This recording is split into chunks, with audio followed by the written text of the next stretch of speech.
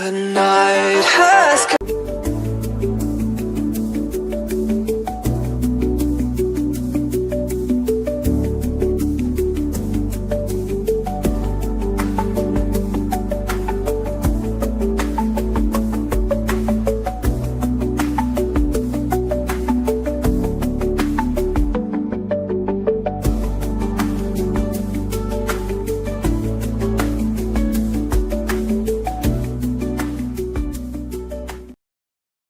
Hi, everybody. Welcome to the Light Gate.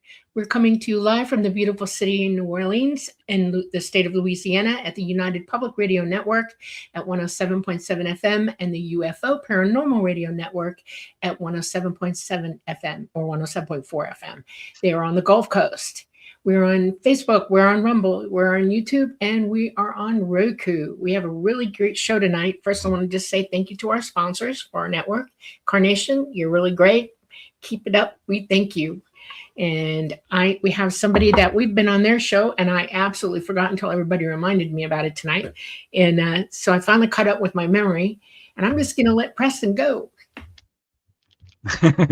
Thank you, Dolly. Thank you, everyone, for joining us. Episode 138 of The Light Gate. Can you believe it? I really appreciate you guys coming to our show on this Monday evening. We love you so much. Makes our Mondays much funner. I'm scrambling right now because my computer crashed yesterday, but we got it somewhat working. So fingers crossed, things will be fine for the show. But yeah, I am your host, Preston Dennett, and my lovely co-host is, of course, Dolly Saffron, fully conscious lifetime contactee, subject to my book, Symmetry. So let's see. Before we get to our guest, I just want to say a quick hello to all you folks, because as I say each Monday, it's because of you we do this show. So thank you very much for being here, and let's see who we got. We have SNX Radio. Very cool. Jehan is excellent. We have Michael Kennedy, and we got Teresa Levine. We have Scarlet Fire. And Nick as well. Our regular Rocco. Hello, Rocco. Glad you could join us. I love seeing these familiar names, you guys. Hello, Olivia. Blessings to you as well. Johnny J from Knoxville, Tennessee. Awesome. Beautiful up there. Yes. Okay. And the Owl Man. Hey, Owl Man. Good to see you. And we have the lovely Namaste.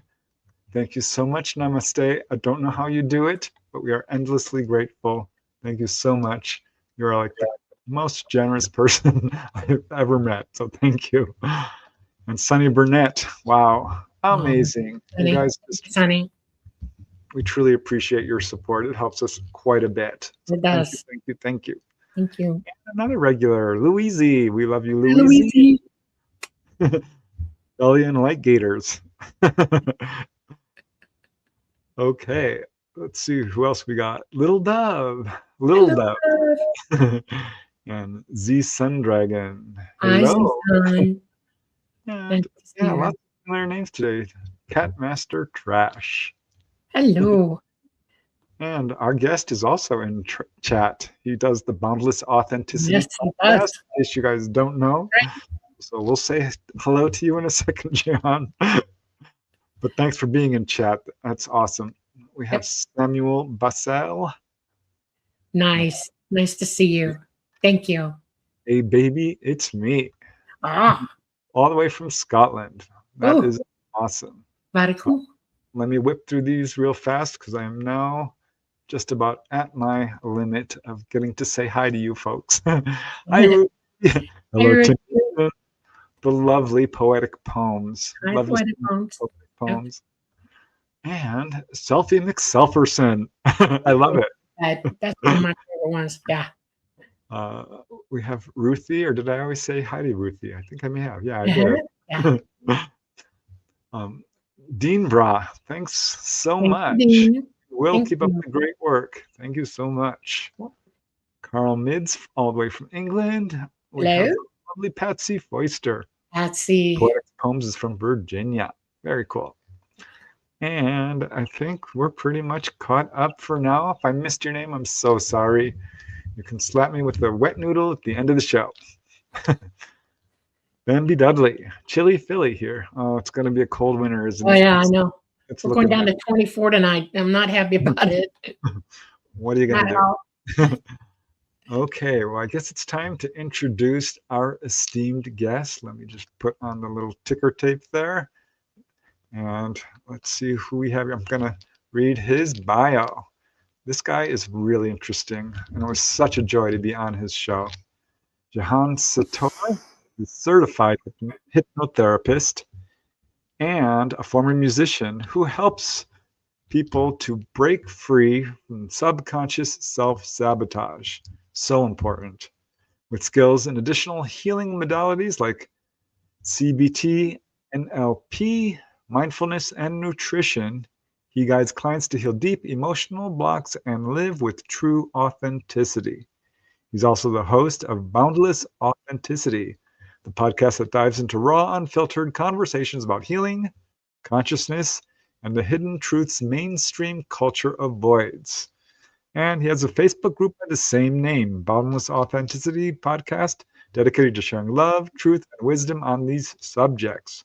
He actually has a little book called the Dream Chaser Workbook, which you can download for free if you visit his Facebook page.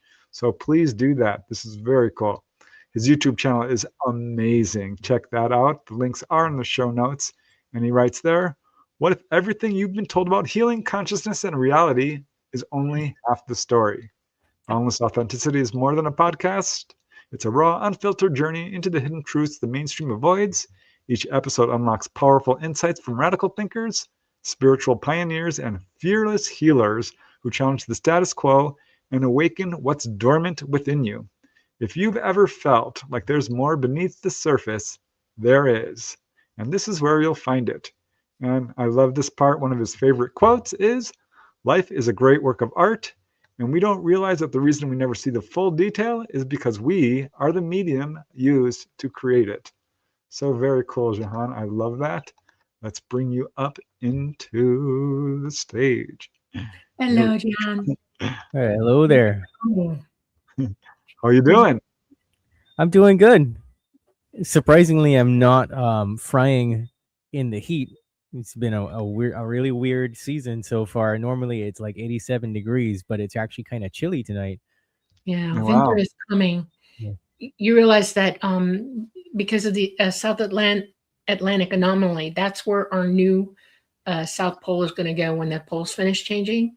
And we have it's called the Beaufort Gyre in North America, up near Canada, just above, and it's shut down about a year and a half ago. And the Atlantic is now filled with enough fresh water that it's shut down the heat machine that generates how much heat we have versus how much cold. And we're going to now start slipping rapidly into more cold than heat. Really? That's what, yes, So you absolutely. think it'll snow one day in Barbados, huh? It could.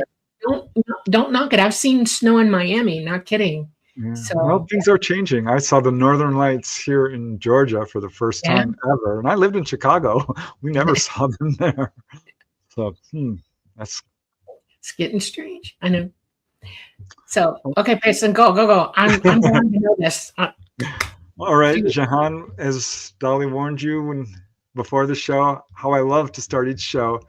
So I always imagine people as little kids when I look at them as adults. I'm like, I wonder what they were like as little kids, running around, probably collecting tadpoles or climbing trees or what have you. So what was it like for you growing up, and what brought you to where you are today? Did you have unexplained experiences? It's a long pathway to being in this field.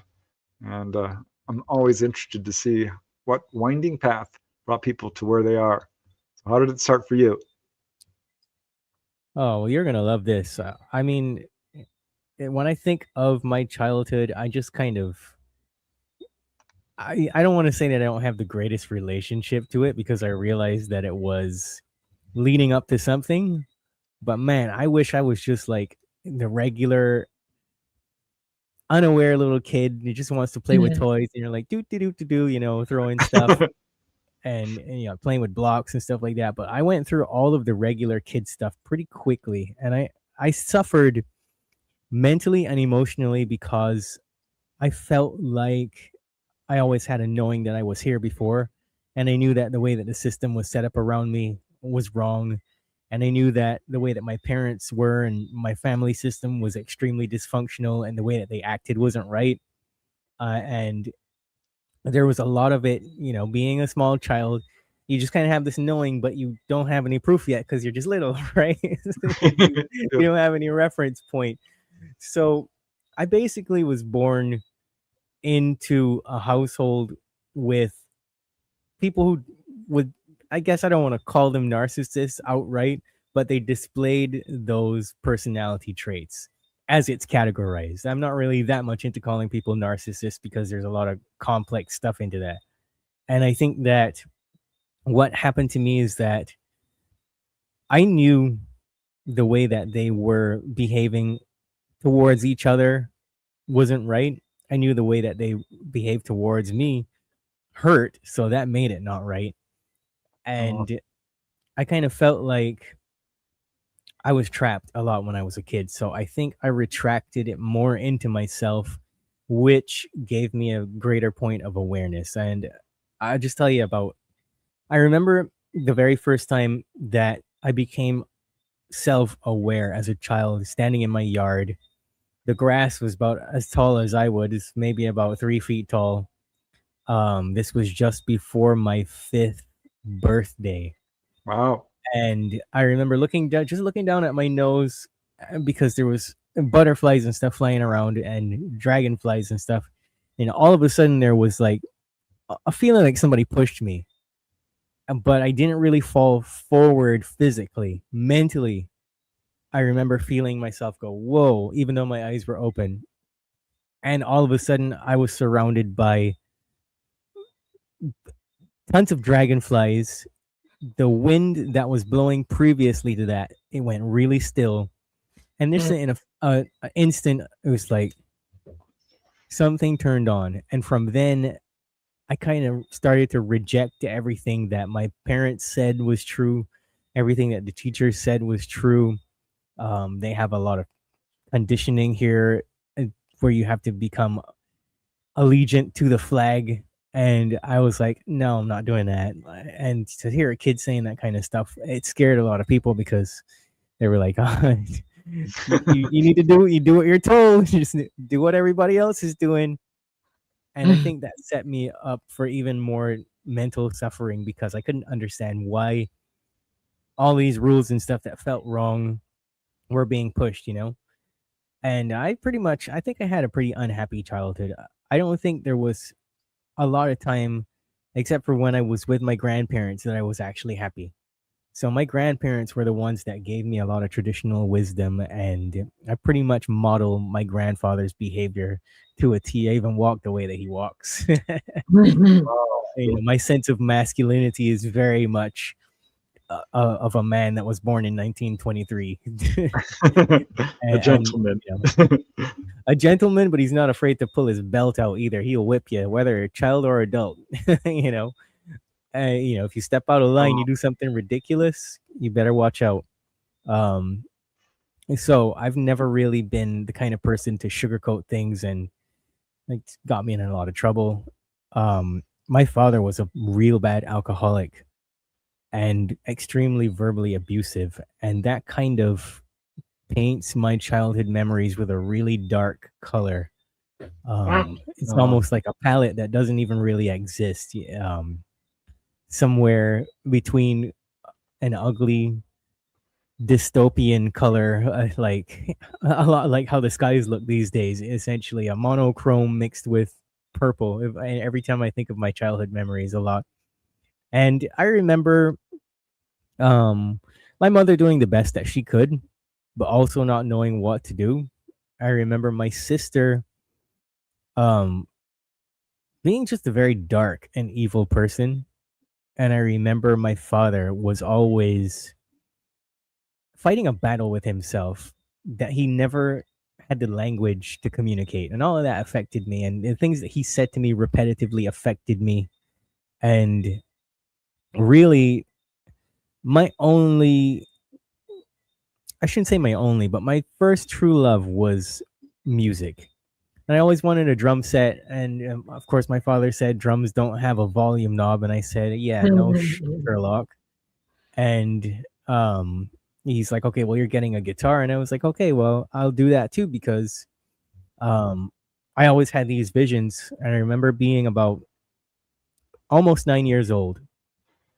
Actually, it's weird because the majority of stuff that happened to me as a child that was like psychic visions or anything was always when I was about to turn a different age. It's never in the middle or right at the beginning. I don't know why that is. But I was in the back of my mom's car going home from school, and I started to fall asleep. And I had this vision of myself walking up and down on a stage holding a white, like a Les Paul guitar, and just not really knowing what that meant. And Wow. I remember how it felt. And as I'm talking to you, I can actually see that vision in my head. But as it turns out, it was the thing that I actually needed. And I just became a self-taught guitar player. I took to it like it was the easiest thing. But like this was easier than breathing for me. And it kind You of probably shocked have my parents a little bit. past life memories probably of doing this, you know? Honestly, it's a skill that I came in with, and I have no idea where it's come from because I haven't had any past life recall of doing that yet. I know it'll show up somewhere at some point, but It sounds like I it. can, yeah, I can talk about some of the past life stuff that I've come across a little bit later.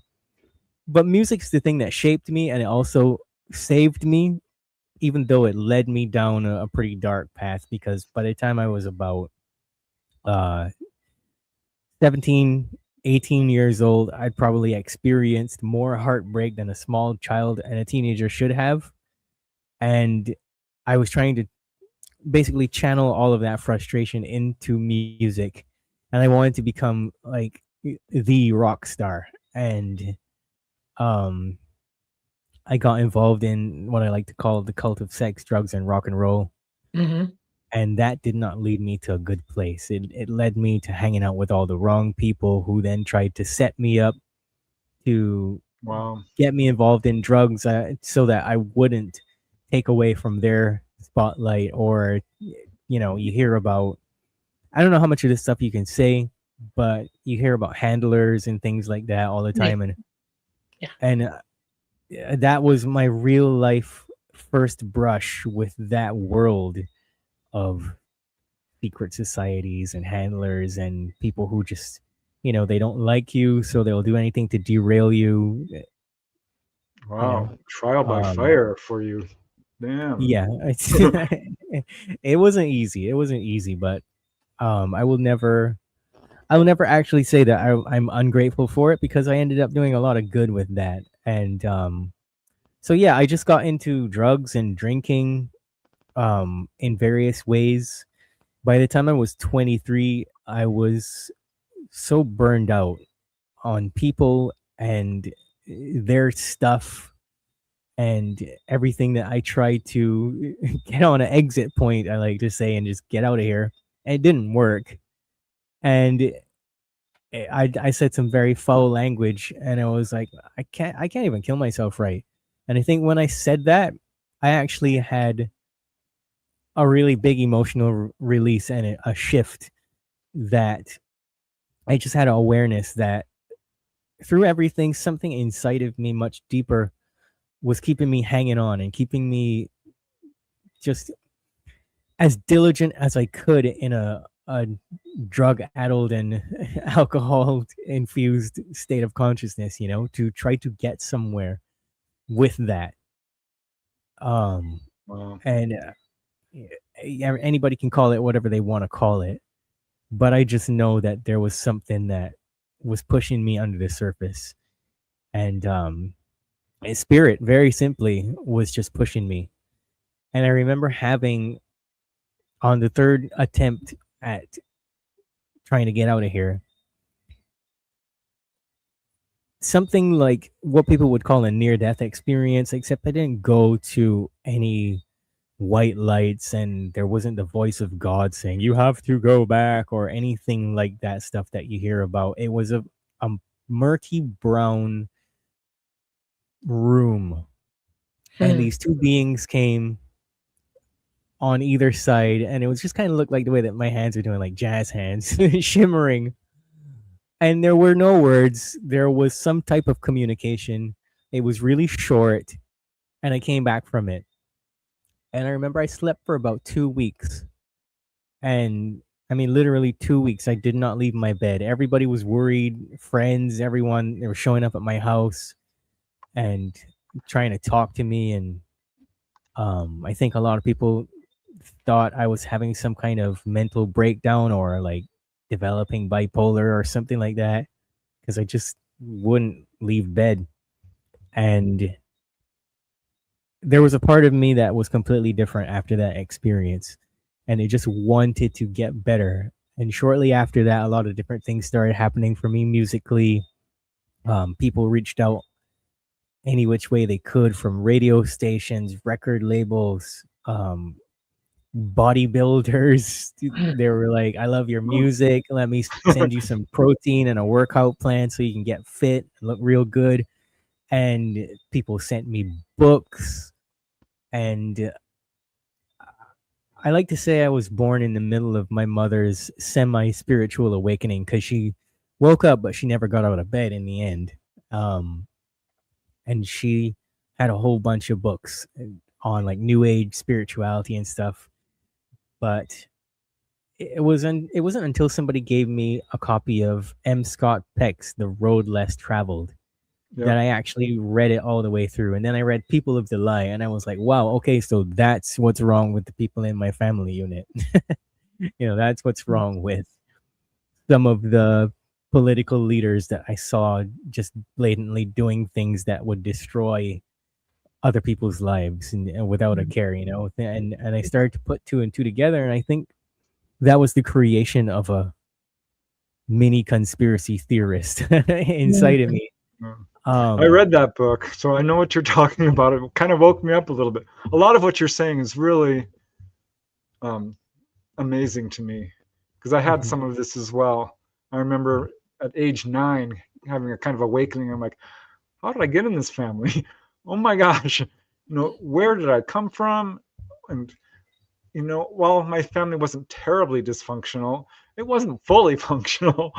My dad would get really angry pretty easily. And I remember people fighting around me, and I'd be looking at them. I'm just a little kid, and I am trying to tell them, like, this is not how you act. And as such a young kid, it was shocking to me to see people acting that way. And I grew up in California, Southern California. There was a lot of drugs around. I managed to steer clear of it. But I had a few family members who had a real hard time with it, eventually did get out of it. But I think all of us run a gauntlet. And it's interesting to me, because I feel like, and I'm not sure about this, but I feel like we choose our families. And I think some of us come in to sort of help others who might be having a hard time. And I kind of see that with you. Like, you're there to shine a light on people who really need it. I don't know. I'm just kind of saying what I feel intuitively. But yeah, my heart goes out to you, Jehan. That's amazing that you're able to, get through that and grow to where you are today, because that makes a lot more sense for you having the boundless authenticity that you do radiate. And music absolutely saved me as well. So I got a couple of questions. Loving what you're saying. One of the things that I know is that when you wake up at the age of 5 and know that you're who you are, that you're actualized at that moment, one of the things that happens, whether you know it or not, is that you're already connected to your consciousness pretty good. Okay, it's already on board with you. You're not searching for it anymore. It's already there. It's there. Okay, that's what's connecting at that moment in your life. You are conscious. You know it. You are who you are. Boom. Okay, so intuitiveness starts to spread out as you grow. Music is one of those things that turns intuition on full blast. Okay, because music reaches that part of our ability to hear music.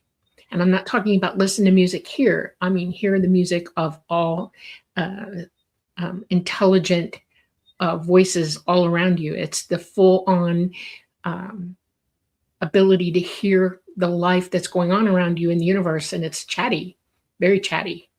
And we connect to that really quickly. And one of the things that it does that I see you're talking about is the fact that you automatically dump into, wait a minute, y'all are just a little off.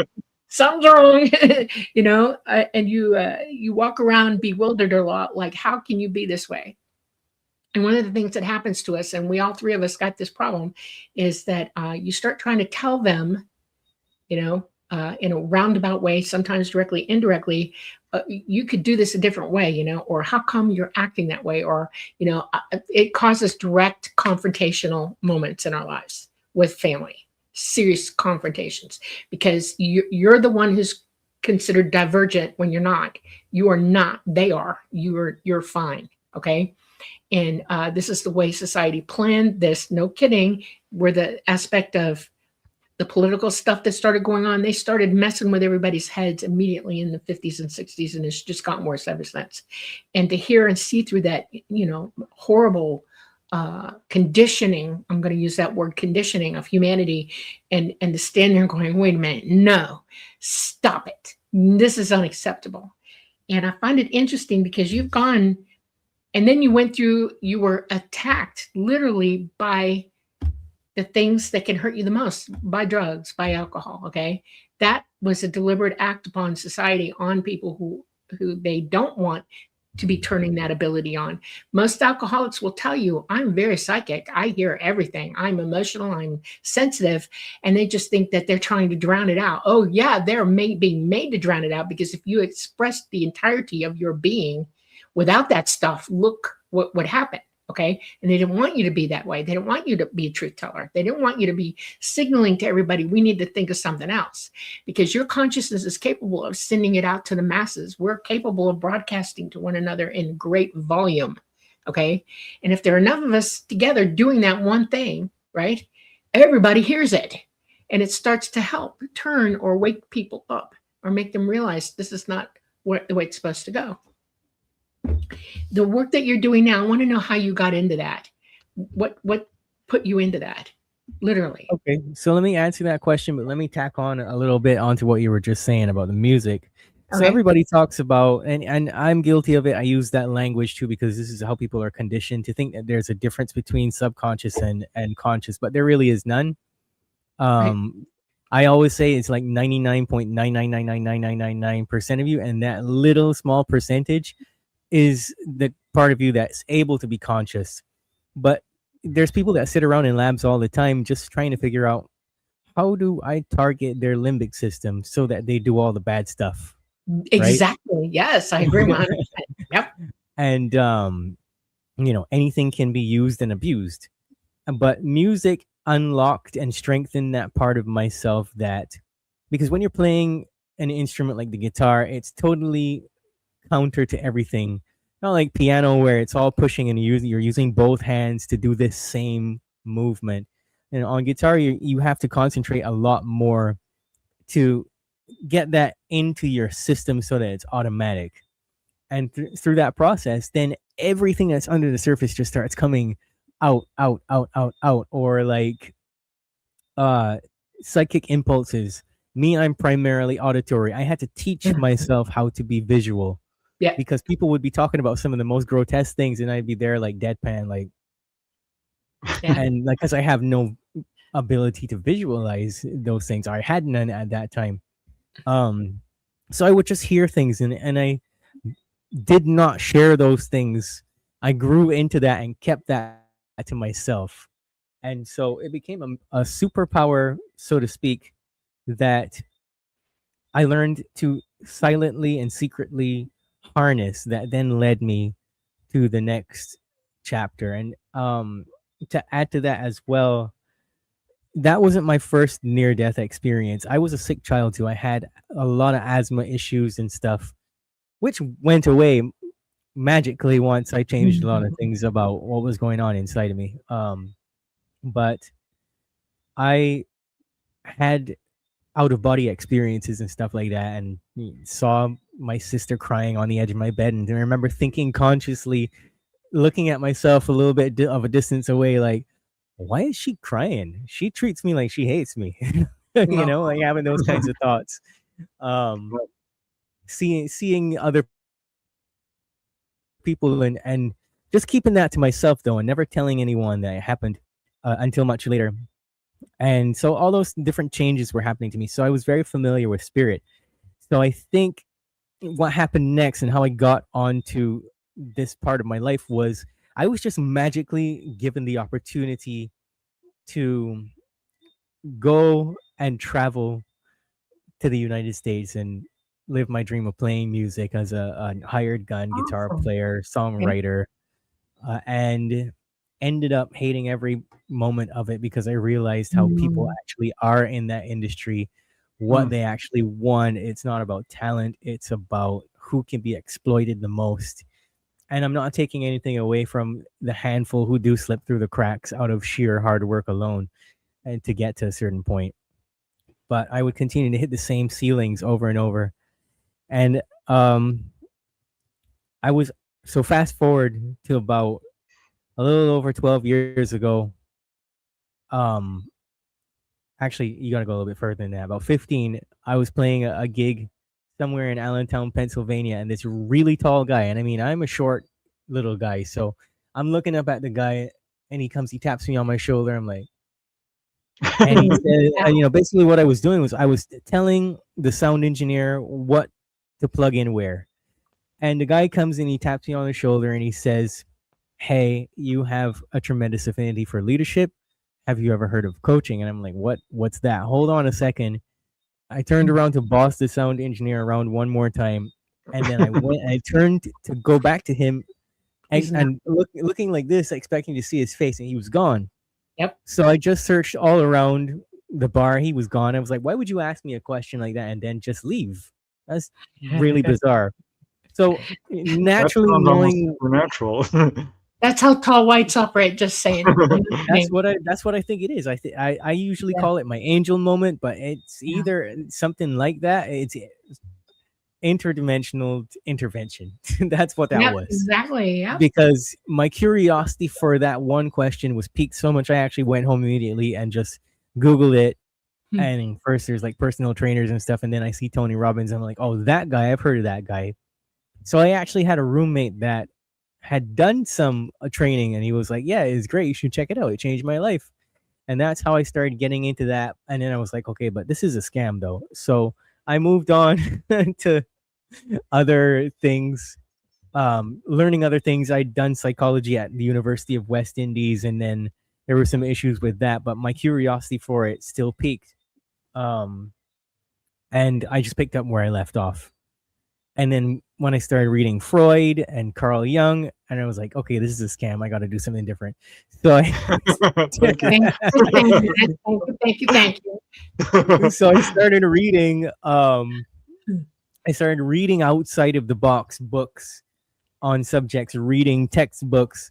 I'm like, okay, CBT for anxiety, all of the protocols and precautions and questioning frameworks in this book.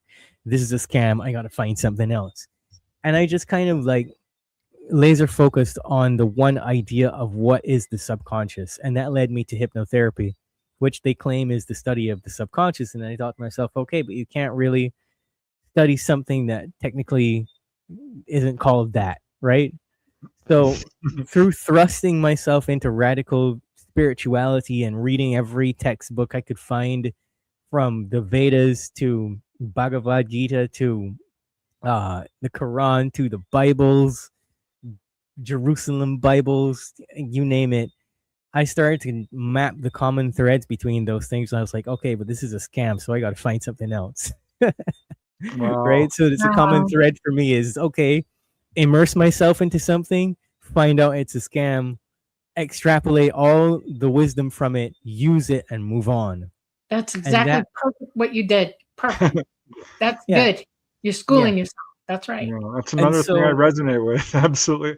Because I'm huge into books, and I will scour one subject to death till I can get everything I want out of it, and then I move on to the next. I was just about to say that. Like, there's a million books right behind you, so you know what I'm talking about, right? Yeah, absolutely. It's funny. I bought every book on dreams, and I threw most of them away because they were all a scam, like you said, Right, that we're it's a not big, telling the huge truth. scam. I know.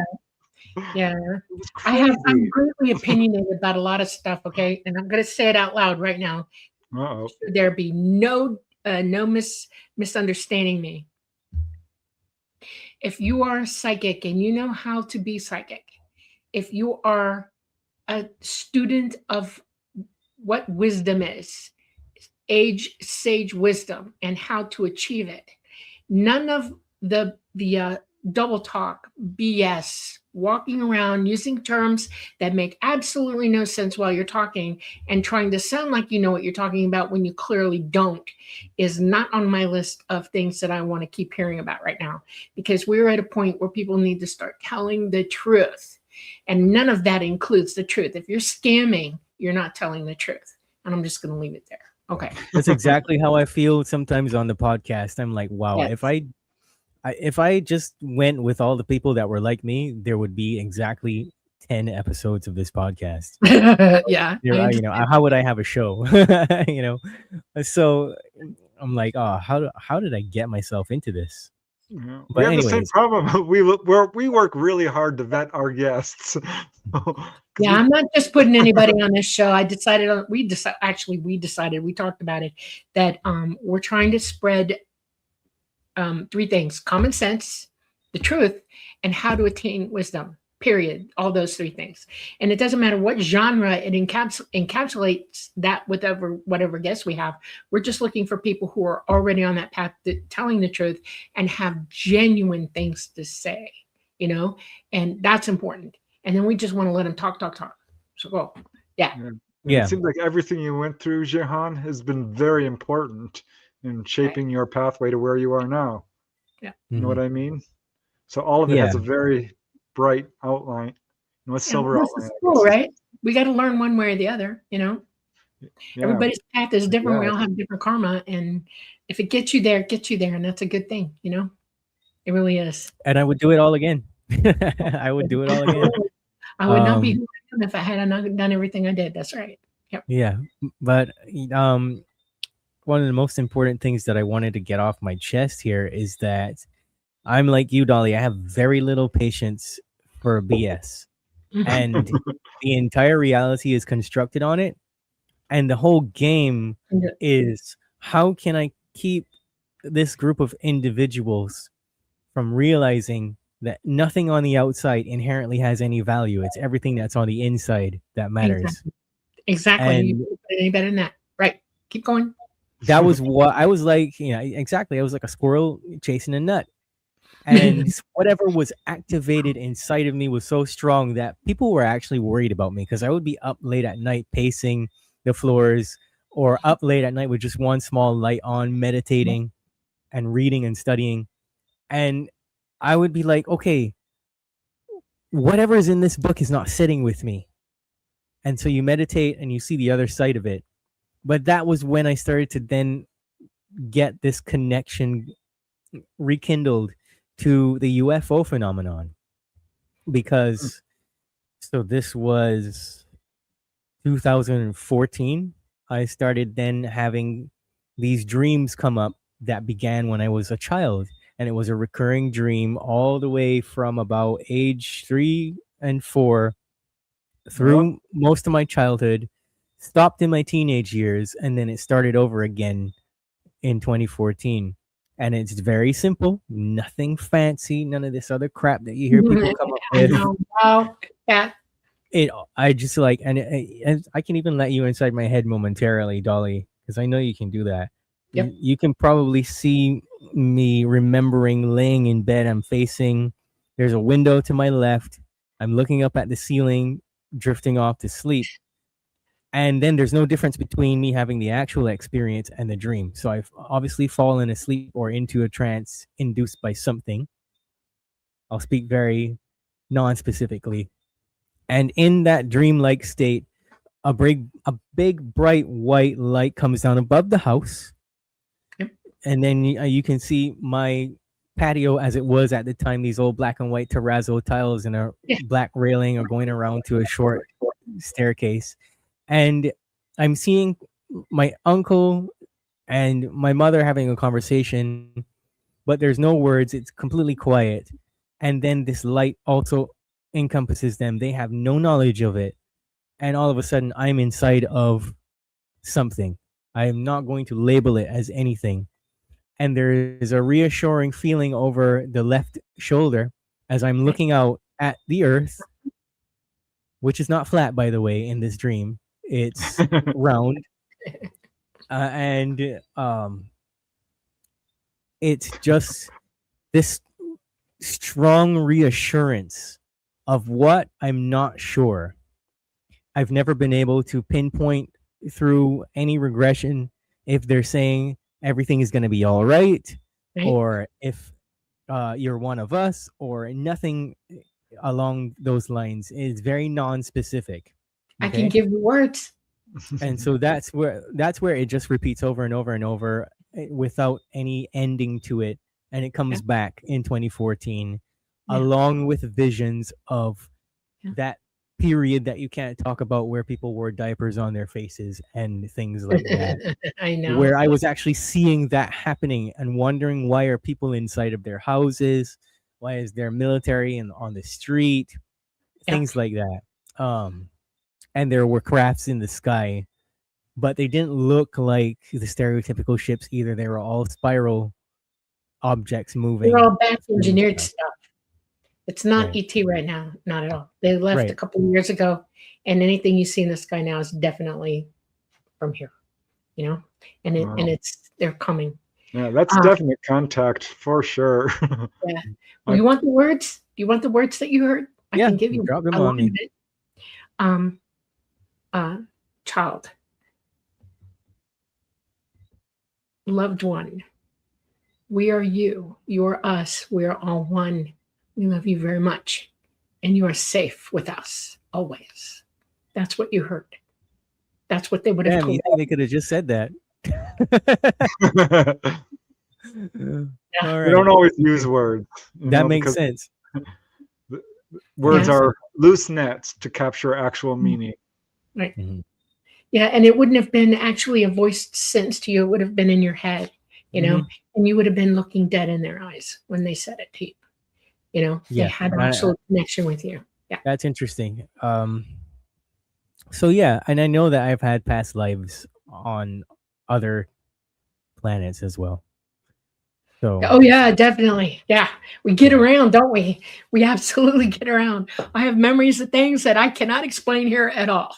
Right? It doesn't fit, not in the least little way. And I've always been fascinated with dragons my entire life. Okay. And I know I've lived somewhere else where there were those big boys flying around. Okay. Yeah. And they weren't exactly horrible. Okay.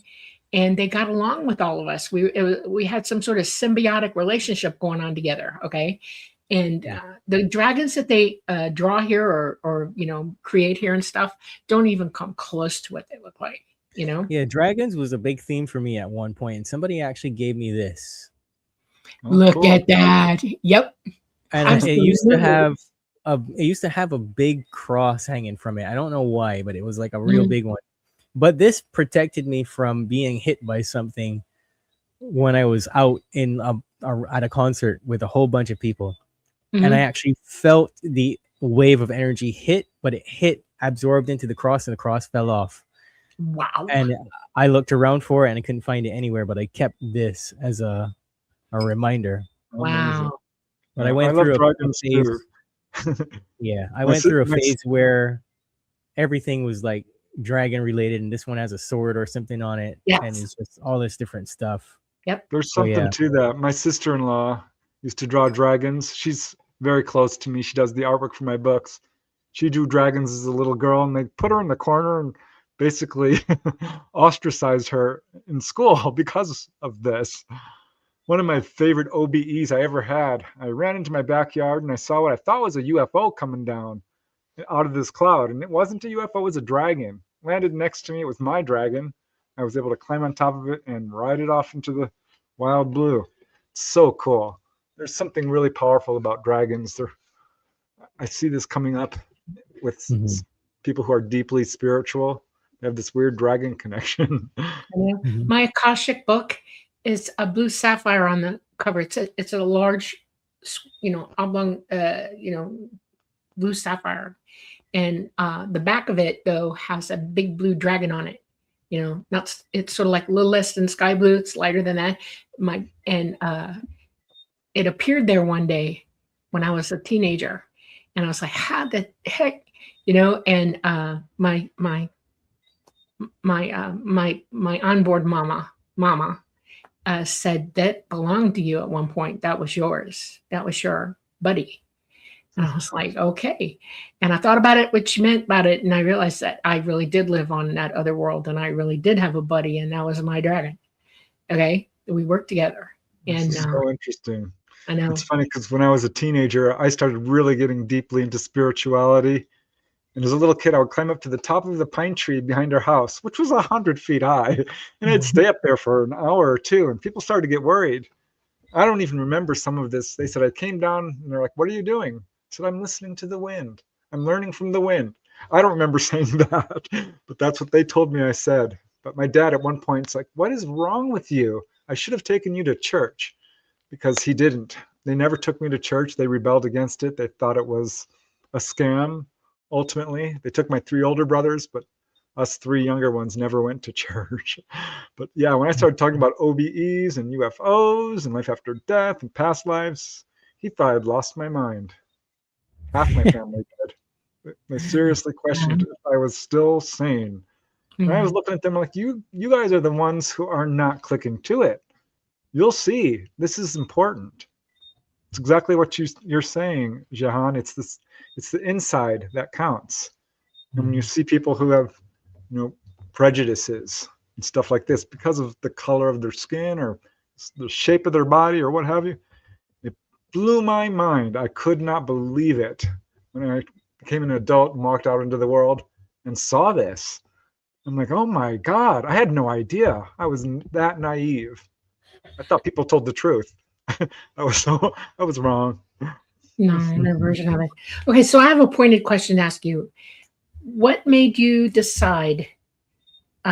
Because this is a big one for me, where you're concerned. Okay, because the number one thing that I complain about most about how it is to work with people, okay, and try to teach them what they need to know.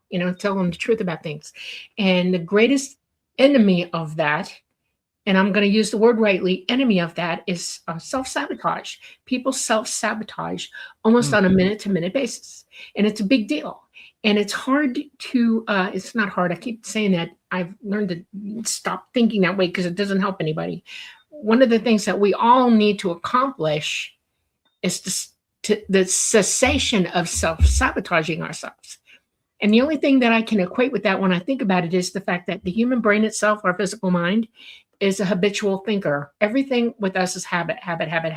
Everything, breathing is a habit, looking is a habit, thinking is a habit. This brain has to have habitual thinking for it to operate properly, okay? It's like your car has habitual habits in its programming, so that it turns on when that happens. And, you can hurt it by putting the wrong gas or the wrong fuel or the wrong oil in it, right? And we're very much the same way. This is our car. And if we habitually do the wrong thing for ourselves, we're self-sabotaging. So I'm curious, when did you arc into that? How did that hit you? Because I realized that my entire life was just me operating off of other people's ideas and habits. And I was like, I can't go on and get much further if I continue to repeat the same stuff that everybody else is repeating, because look at what we're all creating. Absolute garbage. Yep. And it was a hard road. But during that same period of time where I was just meditating nonstop, it changes you. There isn't enough dialogue on the internet about how much it changes you and how it actually changes you, because if you said that, you'd get banned immediately. Yes. But it does something to your brain, and the key is in your brain. I said it a little while ago. The limbic system is the key to bypassing self-sabotaging behaviors. And what happened to me was very interesting, was that as the wavelength that I was on increased, notice I didn't use the F word. Notice I didn't use the V word.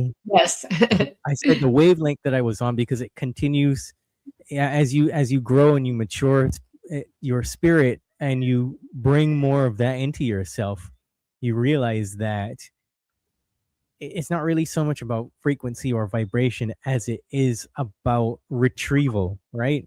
Yes. And then you can, it just makes things happen to your body and your brain that you can very easily bypass things that you couldn't before. And a Right. lot of it, though, to reclaim that was like, okay, I'd be meditating one morning and they were like, hey, you got to stop smoking weed, dude. And I'd be like, are you kidding? Because every time I got to a certain point in, like, let me say, going through the layers or the levels, Right. I would hit a ceiling. And then something just said to me, stop smoking weed.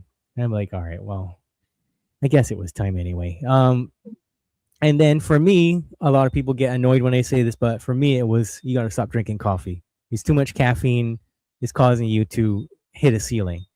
Yeah. So, then it became about realizing, okay, I got to do all this stuff before I have caffeine for the day in order to get there, or I had to go for extended periods of time where there was no caffeine in my tissue. You know that actually plays Right? into things. People who wake up and drink coffee the minute they get up is not good. You have to wait at least an hour or 2 hours after you wake up before you put coffee in your mouth, because it's interfering with a chemical process in your mind that you need to have, because it'll bond to receptors. And what happens is they're going, and then without the caffeine effect, all those systems with all of those chemicals will go boom, and you crash, and it causes depression, it causes mood swings, it causes all kinds of things until they reamp with the caffeine. It's a habit to an addiction. Caffeine is addictive under those circumstances. Okay, go ahead. Yeah. You're preaching to the choir on that one. But you see, it's not that way for everyone. Some people, 10 minutes after they drink a cup of coffee,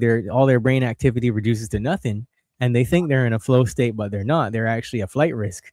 And you're like, these people are driving on the road. So everybody's different. But people, one of the key components to dealing with people in self-sabotage is that they don't want to be honest about the things that disable them. And they don't want to have the courage to put those things down and realize that in life, there's nobody that has come off of a conveyor belt.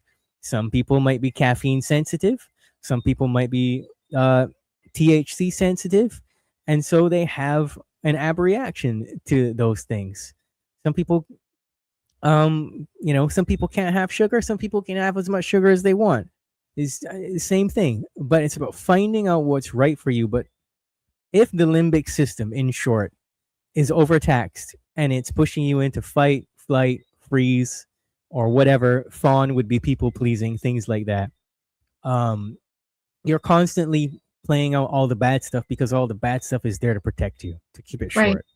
You brought like I said, incredible. Wait, I'm going to stop you right there. No, courage.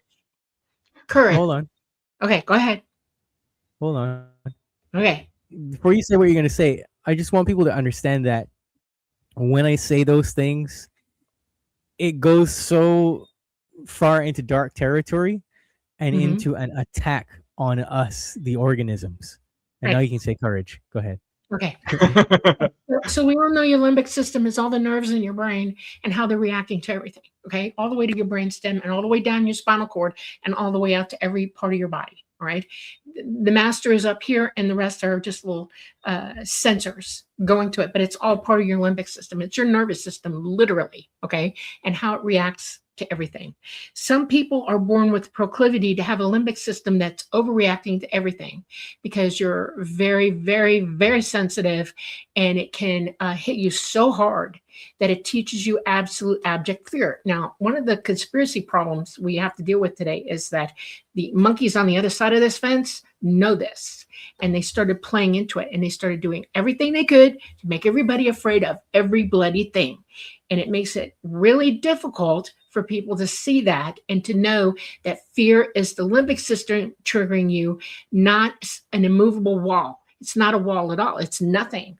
And a lot of people say, well, if you shine a light on everything, that kind of turns the light on in the limbic system and it sees reality for what it really is. And that's key, okay? Because it does. Light and dark are two opposing forces in our human minds, okay? And the dark without the light is a bad thing. And it teaches you fear. It teaches you, I'm going to be brutally honest here. It teaches you gluttony. It teaches you lust. It teaches you fear. It teaches you hate. It teaches you all the negative stuff. And until people realize that they're being bombarded with this stuff to react this way, it takes away their autonomy. Exactly. Okay? And the act of dealing with it is to take your autonomy back. And you're exactly showing that it can be done just by the way you live and what you've done, that it's possible to take your autonomy back from the world that doesn't have a right to dump on you like that. It's the most important thing you can do for yourself. It really is. And, people say, well, I don't know how to not be afraid. And I say, well, it's real easy. Quit being afraid. Quit watching the shows that scare the boom, boom, boom out of you, Quit going to places where people shout and yell and scream at you and throw knives at you. Stop it. Don't hang around with the right people and gain knowledge. It's funny because I, as a young man, was pretty scared. And I started getting really tired of it. So that's one of the driving forces that made me, look towards spirituality to find, what is going on in this world. And I worked hard at it because I realized that people's behavior was almost robotic. They didn't know why they were doing what they were doing. They couldn't even see it. And the do you know what PTSD self-loathing, is, right? and people are so absolutely self-sabotaging all over the place. And I thought, gosh, I'm doing this too. So I started to listen to that voice inside me that said, no, I can't. And counteract it with, well, actually, I can. And I took a list and I wrote down every single thing I've accomplished, every single thing I was afraid of, all my goals, what I wanted to achieve, everything that was good about myself. And I started checking through them. I'm like, okay, what can I control? What can't I control? What do I want? And there's all these things, these steps I took to just start exploring this idea of self-sabotage. And it was shocking to see how pervasive it is. Yeah. You did one other thing that Jehan has done, and that is you've gone within to go without. Okay. Both of you. It is so important to get in touch with who you really are, not what everybody else expects of you, not what everybody else thinks of you. None of that stuff matters. What matters is you, what's going on in here, who you are, your own identity. Your consciousness is it's connecting to everything else. And the only way to do that is to learn how to meditate, learn how to clean your body up, learn how to drink clear water, feed yourself properly, give yourself the amount of light that you need every day, ground to the earth, those kinds of things. It's, people say, oh, well, that's just natural stuff. Yeah, it is. And it's old school, but you know what? It is the school. It's called food. That's what it's called. That's right. Food. I started purposefully facing fears. Anything I was scared of, I'd go ahead and do it. And ultimately realize the universe is safe. There is life after death. You're a part of this universe. So you're going to be okay no matter what. Yep. Yeah. So to say what Dolly said in much more technical terms, I want everyone to have the answers, the exact answers, because that's how you've learned through traditional schooling. You have to have the answers that the teacher put on the chalkboard, right? Right. So when you talk about the limbic system, you're dealing with pathways. There's three main pathways that let's call them the people who should not be in control of anything. They have their minions working overtime to try to hack these pathways at every turn. So the first one is the reward pathway, which is using dopamine. Right. It's just communicating between an area of your brain called the ventral tegmental area. And those dopamine receptors are talking to a part of the nucleus accumbens, which is all about motivation and that feeling of reward that you get when you learn something. So if you're watching this video right now, you feel like you're learning, that's the part of your brain that's basically activating. But the same thing that activates there is sugar, alcohol, caffeine, pornography, shopping, whatever your thing is.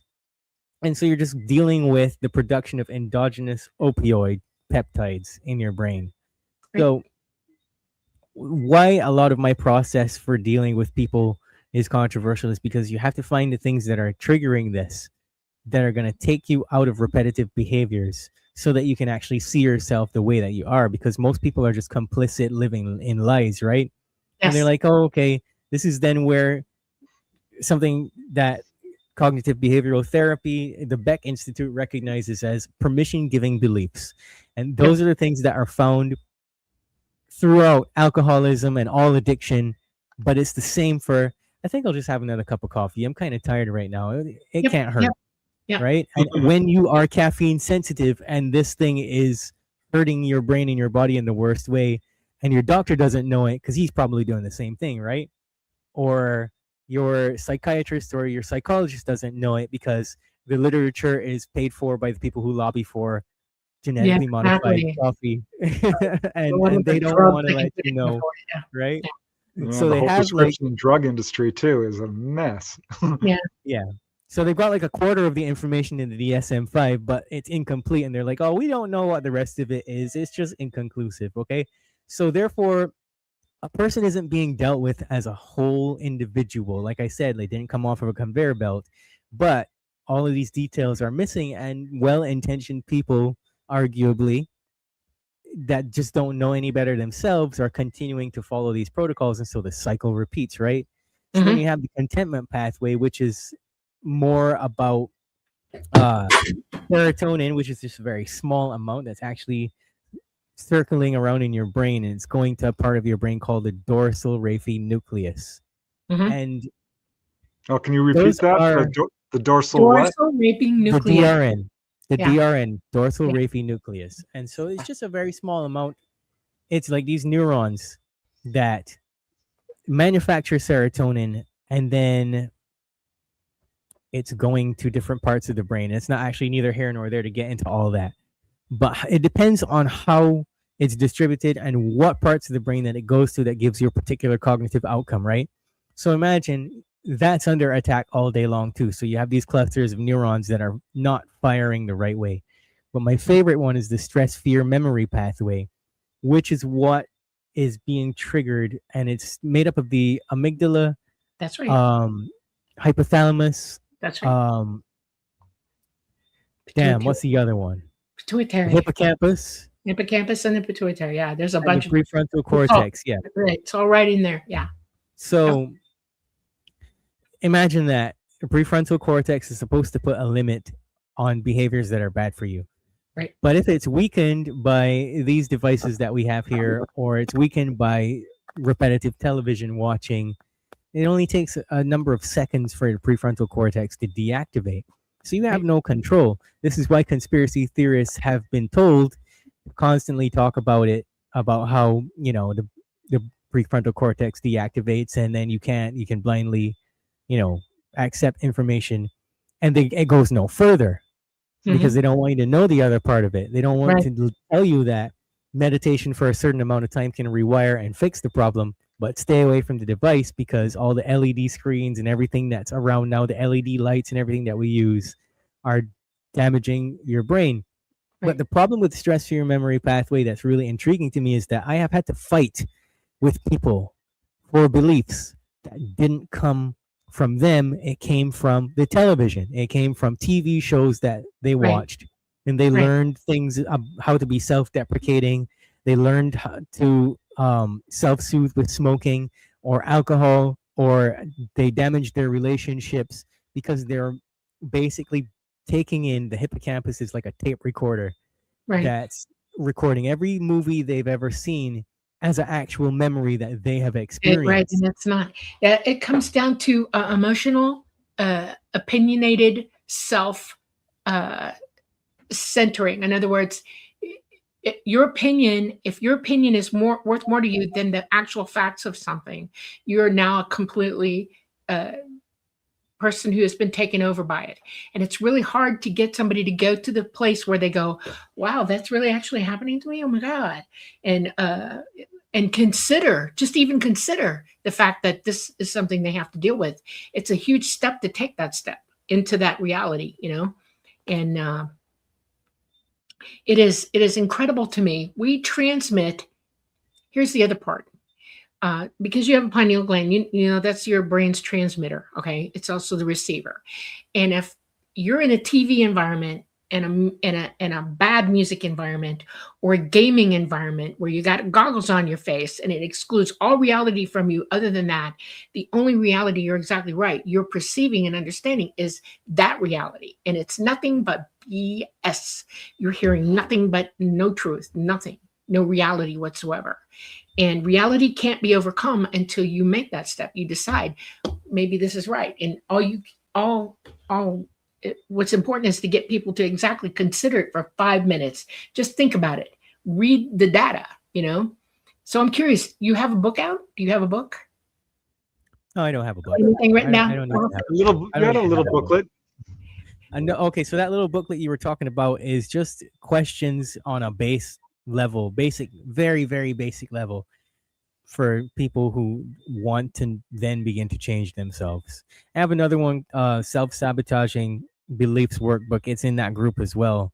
That it goes a little bit deeper. It asks you questions about, like, let's say you're covered in tattoos or something, and you just think you like the way that they are. It questions those reasons for it, and then it helps you get clear on why you actually did or do the things. But it's like you were saying. So compassionately, I say to people, imagine you're living your life. Inside of your memories is all the information that you use to try to relate to new circumstances. Right. So everything's going along great in your life. You meet this girl, for example, and you fall in love with her. And then all of a sudden you start treating her in a really weird way. You have no idea why you're doing it. You didn't see that in your parents' relationship. You didn't see that in your family system. Where did it come from? It came from the dysfunctional way that we're taught to treat people on television, perhaps. Right? Or it could have come from a past life, but it's everything didn't just start the first time, is what I want people to understand, right? Yeah. So that's the basis. I basis. think it is generational trauma, okay? Because it's traumatizing, right? Absolute generational trauma. And it started back during the First World War, it went into the Second World War, it went into Vietnam, Indochina, all of that. That's the biggest fear factor. And then it was all the stupid stuff where they started training people to think a certain way, and you got to do this and you got to buy that. And then they started building these huge malls where people go spin, spin, spin, spin, spin. And and I consider that traumatizing. It's traumatizing to the human psyche, all of it. And so I see it as absolute generational trauma. And recognizing that you have that trauma is the first step in going, well, can I do something about it? Right? Yeah. What can I do? The answer to that question is you can always do something about it. Do something different to what you normally do. But the thing that just, it hurts. It still hurts when you ask people, what are your values? And in most cases, they don't know what their values are. Right. But if they can list their values, integrity is not one of them. Nope. No, we've gone away from values. We've gone away from moral amplitudes. We've gone away from common sense thinking. We've gone away from choosing to be respectful of ourselves and others. I mean, it's a whole list of, I got a large list of where we're not now that we used to be. And it was never really perfect to begin with, okay?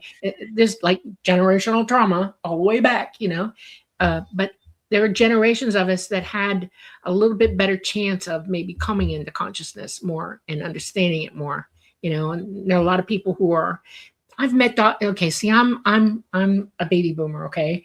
And a lot of us became nurses and doctors, okay? Because we realized then something's wrong. Something's really wrong, okay? And we really wanted to go into this. And my minor was in psychology, just so you know, okay? And I would counsel people all the time as a nurse and try to help them understand that this is something that you need to consider. Your perspective is the most important place to start with anything. Where you're at right now, how you're seeing things is your perspective. You can't go back to what your perspective was 10 years from now because it's already gone. You can't go back to that. It's gone. You are the sum total of your parts right now, and you take the first step forward in it. And I keep trying to like give them little things to do. I just talked to somebody not too long ago, this huge drug addict, and he's wanting to quit and all this stuff, and he's just out of his mind about it. And I'm like, well, the only thing I can tell you is to do it from where I'm listening to you is, as a nurse, I can tell you the steps you take to physically get over it, but you got a long road after that, And one of those long roads is you got to give up everybody who does drugs or alcohol around you. You have to just let it go. Tell them you love them, but go away from me. I need to heal. And that's the word I like to use. If you're going to try to get off stuff, you're not detoxing, you're healing. We have to learn how to use the right terminology on each other now, because the terminology that they're throwing out in public is so wrong. It's made to say it that way to mislead your brain into thinking something else. We have to learn the terminology of reality. That's that's why I want you to write a book. It takes a lot of self-work. I think people don't even know why they quickly start overeating or run to the bottle or over-exercise or over-tan themselves. I call it tanorexia. People just are out of control, and they don't even see why they're behaving the way they're behaving. Right. I always tell people you have to pay as much attention to what's going on inside your head as to what's going on around you. And overcoming addiction is ultimately a choice. People want a pill, or to be handed the answer. You have to do the work. My friend died of alcoholism, and I finally just asked him once, if you ask me for help, I will give it to you. He wouldn't. He wanted to drink. He didn't want to be an alcoholic, but I don't know. Alcoholism was a tough thing. I've had 2 people very close to me die of it. So I kind of feel like what you're doing, Jehan, is so important, because there's so many people out there who are looking for answers, trying to find a way out of this. But ultimately, I think each person has to look within and do the work and figure out why they're behaving the way they're behaving. Mm-hmm. And so much of it is just so difficult. Like the food stuff is so difficult for people. But it's about radical honesty again. It's like you're driving past the McDonald's and you know that there's a craving for it. Just don't go. Just don't go. Like, no is your best friend. And the government's pushing you around. No, I do not have to do what you say just because a bunch of you got together centuries ago and decided that you were going to set up a bunch of rules. I did not agree. I was not there. No. Policeman wants to give you a ticket. I said no. But I'm a policeman. No. Stop talking. Today's my day. Go arrest that person over there that's an NPC that doesn't know the rules. Go. That's what you do. No. And that's one of the reasons why I get banned on all these platforms and stuff too. I recently had to switch platforms because I'm telling people, be sovereign, and you have the ability to opt out. Say no. Right. That's right. Dolly talks about that all the time. We could end wars if people just laid their weapons down and said, no, I'm not fighting anymore. Yeah, because we're fighting around people. We're fighting ourselves for somebody else. And that's outrageous to me. It's absolutely outrageous to me. It is unbelievable how that works. I don't think that jails do a good job for anybody either. Accountability is a big thing. All right. We have to be accountable. That's what part of being autonomy. What autonomy includes accountability for yourself. Okay. And if I do something wrong, it's me that's got to deal with it. Not you, not anybody else, me. And if you bring it to my attention and expect me to do something about it, it helps me to do it. It really does. And we don't treat people like that. We don't give them a chance to explore that for themselves and actually work on it. Now, I know there are people who are born who seem to be bad seeds. Okay. All I can tell you is that somewhere along the line of their life, some was really, really, really wrong. Okay, I don't care who you are, unless you're born with a major brain malformation and you really are just messed up. And there aren't as many of them as you think. We are the cause of our problems, and in this generational trauma that was propagating on each other. It is like having PTSD walking in the streets every single day. That's why people act out. That's why people start freaking out. That's why people can't deal with it. That's why they go to this, that, or the other, or they expect to be given. I mean, there's a billion different ways we self-sabotage, and we're offered the opportunity to do so by the wrong people. Helping to understand that is really important, to know who your friends are, who the people are that would genuinely care about you and help you to do good for yourself. Well, this is where I want to do a segue tangent because this is something we talked about when we were on your podcast, Boundless Authenticity. And this is something that comes up with almost all contactees. And what you're saying, Jehan, is exactly what contactees are being told by the ETs as well. But I want to talk about animals and the connection you have to animals and what animals can teach us. Somebody knows you're answering that question, and he's trying to get over here. I can't wait to say. Who is it? You heard your friends? Come here. Oh my goodness. A bird. Oh, Hey, birdie. Oh, Look, no. who that? I Pretty absolutely bird. adore Hi, pretty animals. bird. You do. Yes. Hi, Yeah, pretty bird. animals have always been a big part of my life, but back to the wavelength thing, the stronger that gets, or the different it gets, the more animals I'm surrounded by. So I've got chickens, dogs, cats, turtles, freshwater turtle, doves, birds. The thing about working with animals that's interesting is, like, especially in birds, like his breed, nape-neck pigeon, they are partially migratory. They're elusive, so they stay away from all other creatures. They won't even interact with other birds. So once I started raising him, then others of his species, like a hive mind thing, triggered off. Yeah. And now, I have one that I call Missy that comes in the yard. I think is related to him. And she just comes, she watches and follows and, stuff like that. So what kind of bird? Nape-neck pigeon. Scaly nape pigeon. Google Wow. it. I get crows and I get woodpeckers and things like that, and cardinals and things like that. I have a crow right now that I've developed a relationship while we're here, and I call him. I know how to speak crow. Go figure. And one of their call. I'm just going to do it real quick. It's they go "Urra, urra," like that. Okay, that means I'm talking to you. You better listen to me in crow. Okay. And then there are other sounds that you make, to get your idea across. And I leave him little gifts, and he comes and visits me, and he leaves me little gifts, and he shows me, this, that, and the other. He has absolutely warned me when things aren't okay. He will come and tell me this is happening. I've seen the flock come in with him when something is really bad, like a bear. And it's weird how that happens. I was told I had an NDE when I was 5.5, 6 years old. And the one thing that it was explained to me while I was on the other side was that I would have something to do with animals my entire life, that they would just come to me out of nowhere in trouble, and I need to pay attention to that. And then I would handle them my whole life. And sure enough, that's exactly my life. There's a sign over my head that says, she's here, go find her, and every animal that comes into my life is an animal that has come for rescue or help. Okay. I've never gone and bought an animal, really. Yeah. And it sucks sometimes. They just keep coming. Yes. Yeah. It gets crazy. And it amazes me. And one of the things I learned, because I used to be a zookeeper, just so you know, my family had a zoo. Okay. Right. I remember that. Certified. And excited? I realized that these animals excited are sentient. Yeah. Look at that. He's showing off. Yeah. Yep. Excitement. Very pretty. Yes, you are. What's the bird's name? Birdie. Birdie. That's what happens when you let your 10-year-old name things. Right. DOG for dog, right? DOG. Yeah.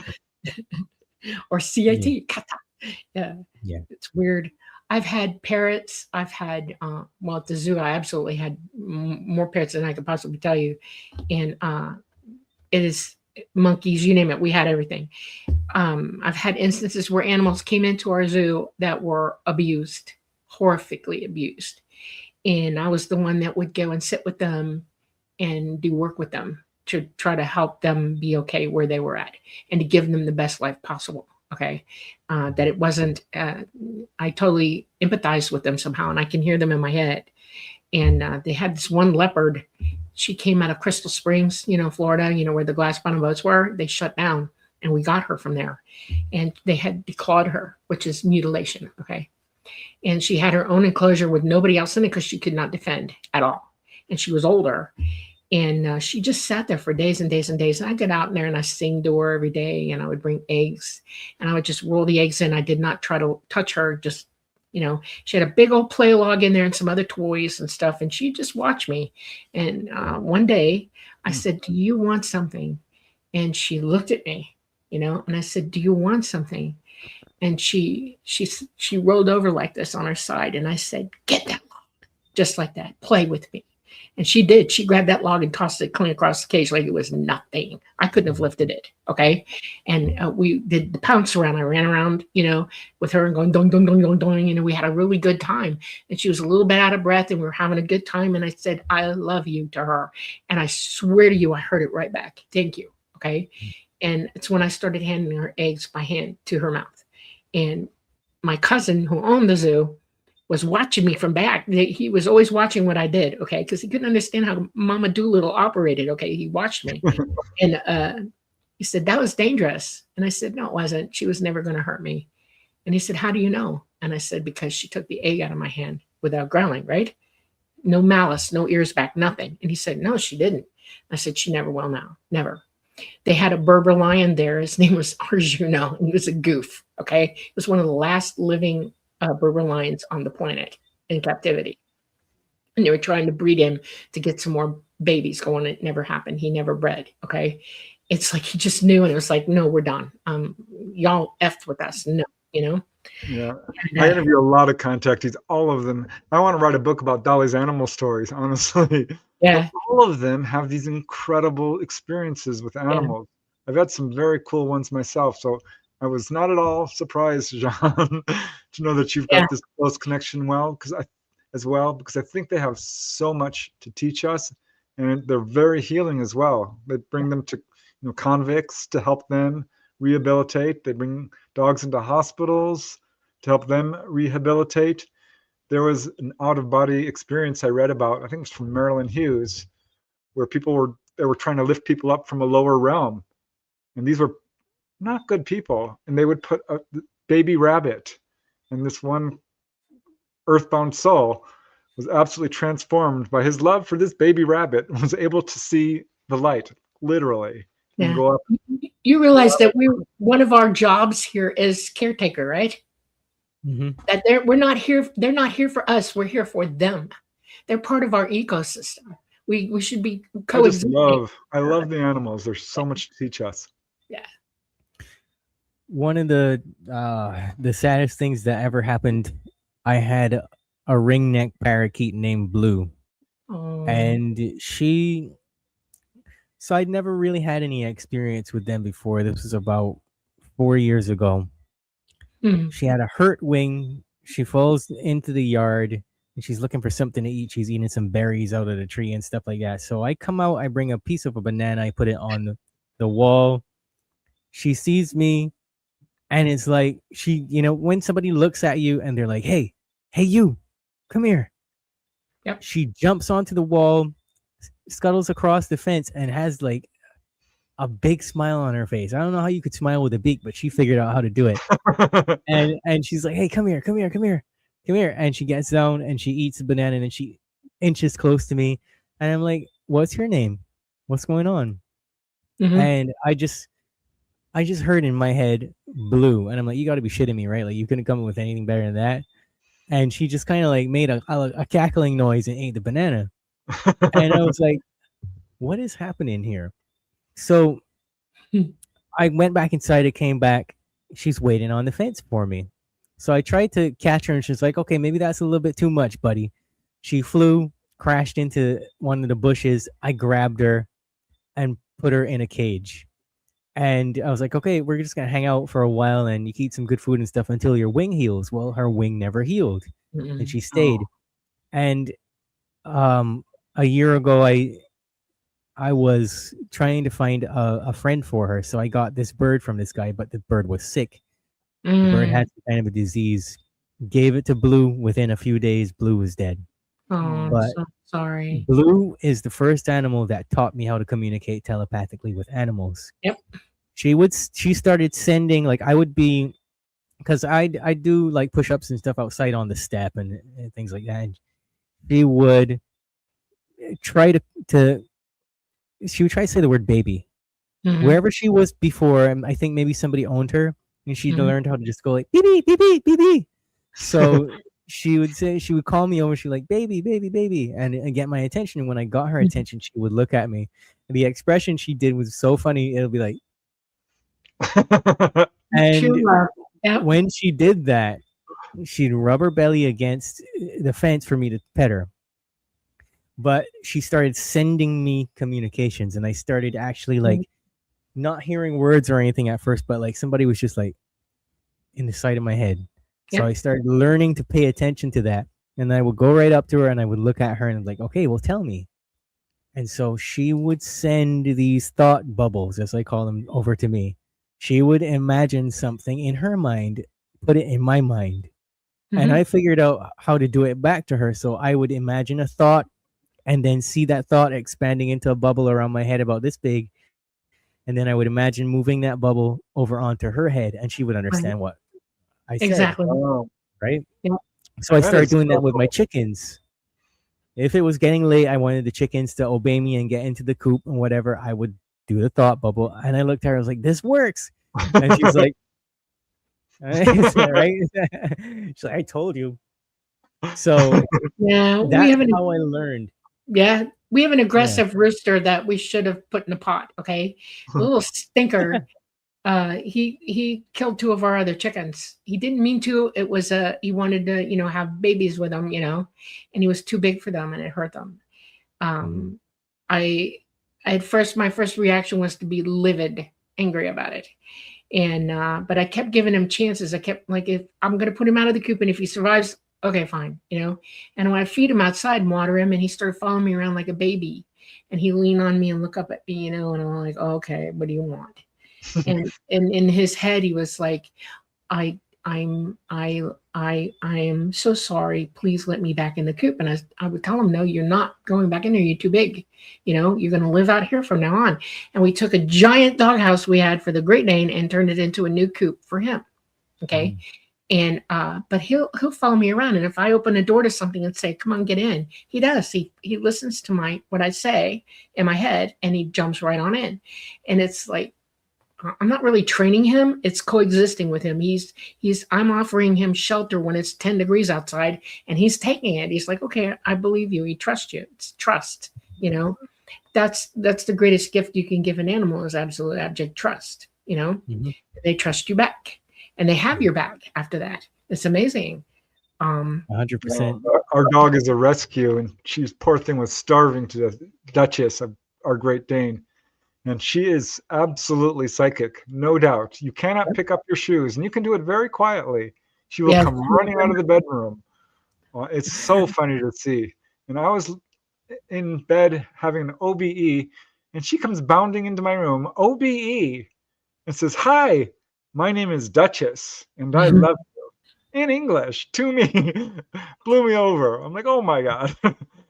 She's very smart. Animals are absolutely, like Dolly, I totally agree with you, sentient. They're to the sentient. degree that they are not being understood. Their emotions. That you've learned how to communicate. This is something we all need to learn how to do. It would change the world.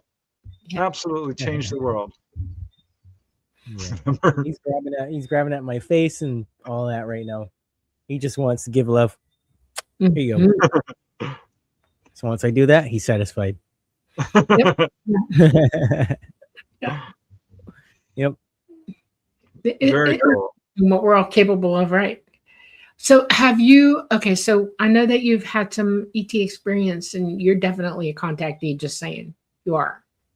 Whether you're 100% in full memory of it or not, it doesn't matter. You're doing exactly what you would have, what they wanted to see you do, because they do watch over us. It's like, we're not animals to them. They're people, they're our progenitors, and they care about us, and we're having a hard time caring about ourselves, and I think the message is important, that if we keep self-sabotaging on this planet, we're all in deep doo-doo. Oh, we're there. We're in the sewage right now. Yeah. We are floating into the water supply and contaminating everything else. And all we can, and the hard part is that all we can do is control ourselves and take charge of our own lives. And unfortunately, it seems like the masses don't want to hear it.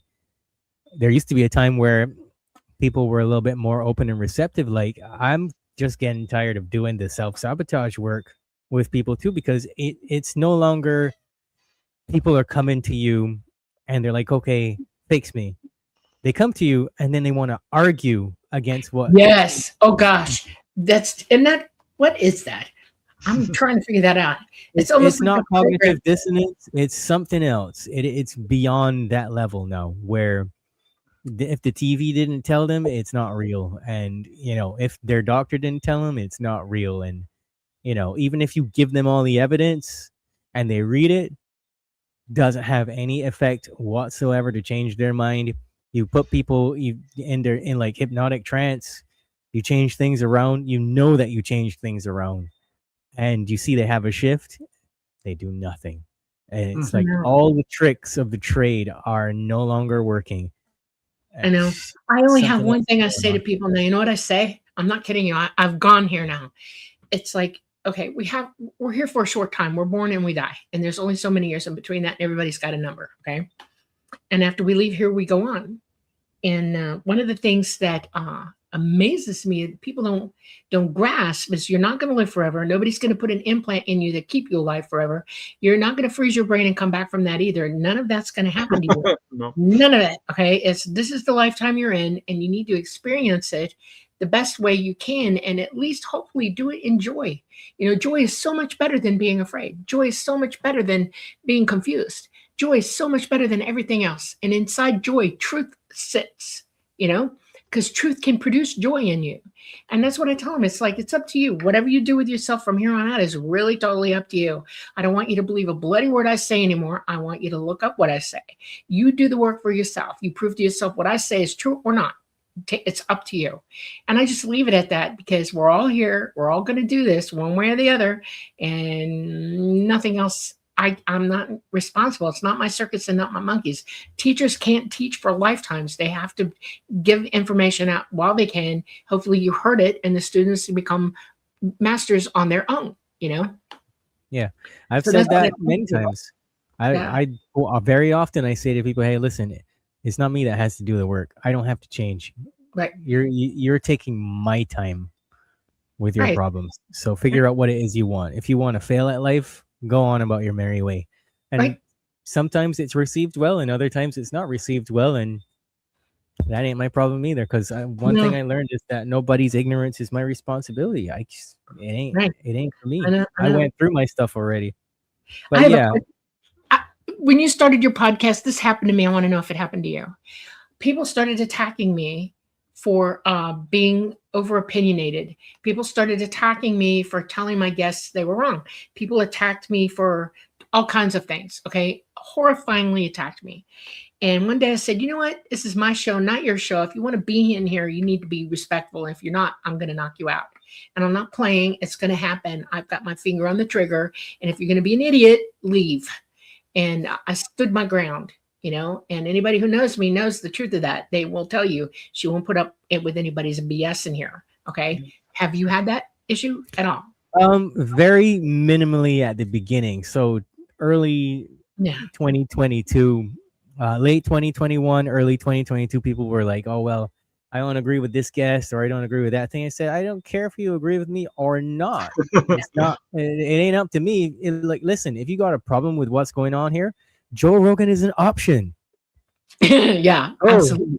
Go over there and hang out with your buddy that doesn't care about you, that only cares about money, and pushing whatever narrative the operatives want him to push, because he's getting paid to do it. If that's the kind of life you want to live, no hard feelings. Just roll on out.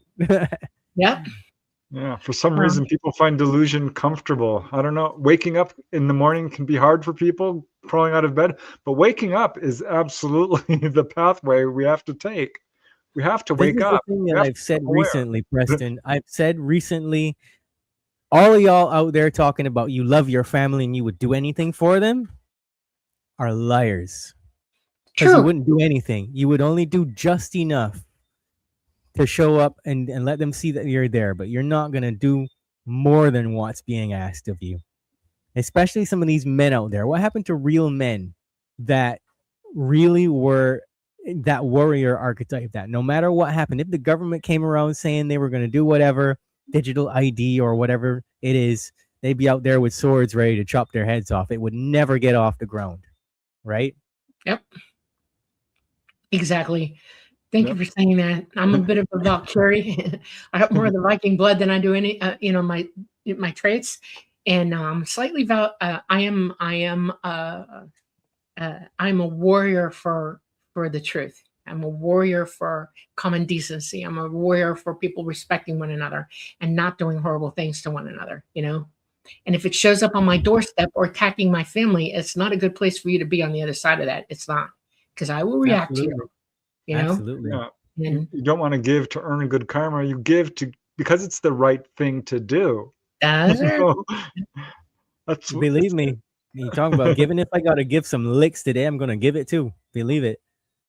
I am not bothered. I am prepared to do whatever it is necessary.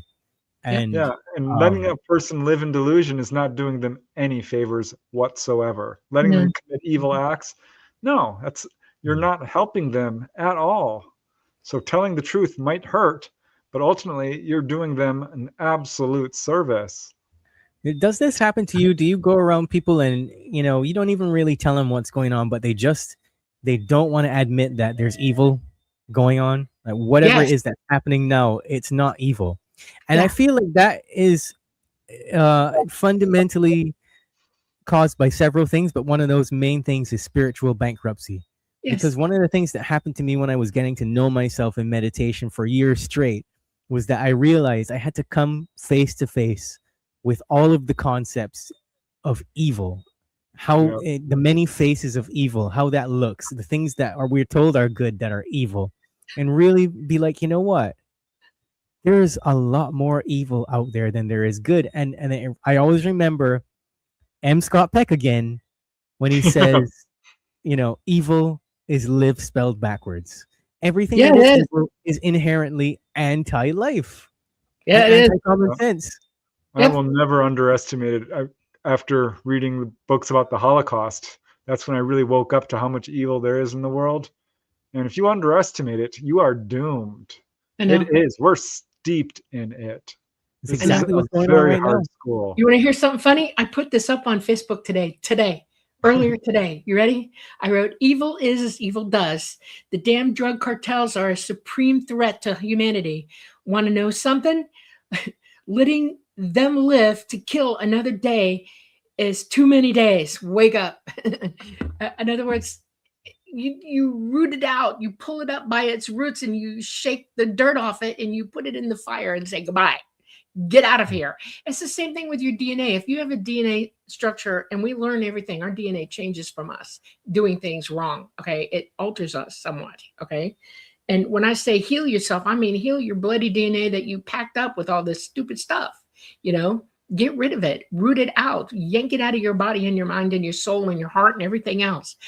Don't do it. Find spirituality. Look at what you really are, because you are spirit. You're not the body, you're the spirit. And everybody should know this here. And there are a lot of people walking around going, nope, you're wrong. And I'm thinking, well, you'll find out. Good luck to you. Everybody got to die someday. That's right. What you need on the other side is totally up to you, baby. I don't know any other way to put it than that. I call a spade a spade. And if somebody's doing something absolutely evil, I don't mind calling it out publicly. It's like tough, Yeah, I do a lot of astral traveling and finally got the courage to visit the lower realms where these evil people are. It's a mess. Oh my gosh. The evil is it's a choice. Ultimately, these people are making a choice.